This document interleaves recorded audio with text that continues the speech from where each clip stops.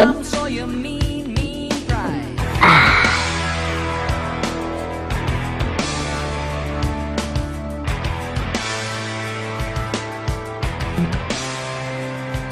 Would someone please turn down that music so I can introduce this video? Welcome to Swordbox Ministries. Our verse for today is Colossians 3:23. Whatever you do, work at it with all your heart as working for the Lord, not for men. Today, Mickey is talking about my favorite subject, which is school, and the importance of being a good steward with what God has given you. So without any further ado, I introduce to you our modern-day apostle and man of the cloth, Mickey. We're continuing our series on teenagers, and today I want to talk to the teenagers a little bit about school. You know, our verse for today talks about whatever you do, do it heartily as unto the Lord, and you know that would include school. I want to read to you a parable that Jesus told in Matthew chapter 25, beginning at verse 14. It says, "For the kingdom of heaven is like a man traveling to a far country, who called his own servants and delivered his goods to them. And to one he gave 5 talents, to another 2, and to another 1, to each according to his own ability, and immediately he went on a journey. Then he who had received the 5 talents went and traded with them and made another 5 talents. Likewise he who had received 2 gained 2 more also. But he who had received 1 went and dug it in the ground and hid his Lord's money. After a long time the Lord of those servants came and settled accounts with them. So he had received 5 talents, came and brought the other 5, saying, Lord, you delivered me 5 talents. Look, I have gained more besides them. His Lord said to him, Well done, thou good and faithful servant. You were faithful over a few things.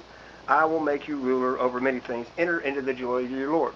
So basically God had given this servant, made him a steward of gifts and talents. And this servant went out and he served his Lord well. And he earned his Lord interest on what he had given. But you know, we go on down to verse 24, it says, Then he who had received the 1 talent came and said, Lord, I knew you to be a hard man, reaping where you have not sown, and gathering where you have not scattered seed. And I was afraid and went and hid your talent in the ground. And look, there you have what is yours. But the Lord answered and said to him, You wicked and lazy servant, you knew that I reap where I have not sown, and gather where I have not scattered seed. So you ought to have deposited my money with the bankers, and at my coming I would have received my back, at least with my own interest. Therefore take the talent from him, and give it to him who has 10 talents. You know, God expects us to use what He's given us. You know, when we're kids, school's something we have to do. We don't have a choice. Some like it, some don't. Some struggle and some do really well, and it seems like it takes no effort. But whether you're in a private school, home school, public school, it doesn't matter. You know, education is a privilege that many kids around the world don't even have like we have here in America. And so it's also not just a privilege, it's a responsibility, especially if you're a child of the Most High God. What can we learn from Jesus' parable? Number 1, I think we need to learn what we have as a gift from God. Number 2, whatever talents, and by talents, I'm talking about opportunities, abilities, your influence. It could be even your looks or even your time. We will have to give an account of those to God for how we've used them. And number 3, God will reward us accordingly, just as He did with these people in the parable. So I hope you keep those 3 things in mind. You know, God doesn't want you to worry so much about the kid sitting next to you in class, how smart he is or how well he's doing. God just expects you to do the best you can with what you have, depending on Him to give you the strength, to give you the ability. God will give you everything you need when you turn your life over to Him. So don't spend time envying others or being in a competition with everyone around you. Just do the best that God has made you to be. You know, God has also given us spiritual gifts, and He distributes them to each one as He pleases. So don't be envious of other people's spiritual gifts either.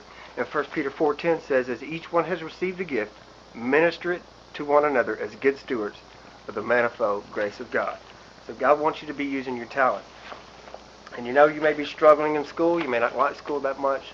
I encourage you just to begin to pray God to change your heart about it and to give you more enthusiasm about school and to help you do your very best.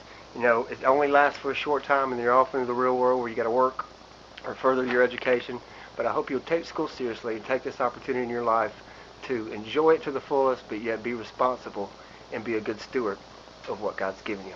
God bless you. We'll see you back. Come back and see us again tomorrow, as Mickey's subject is about friends.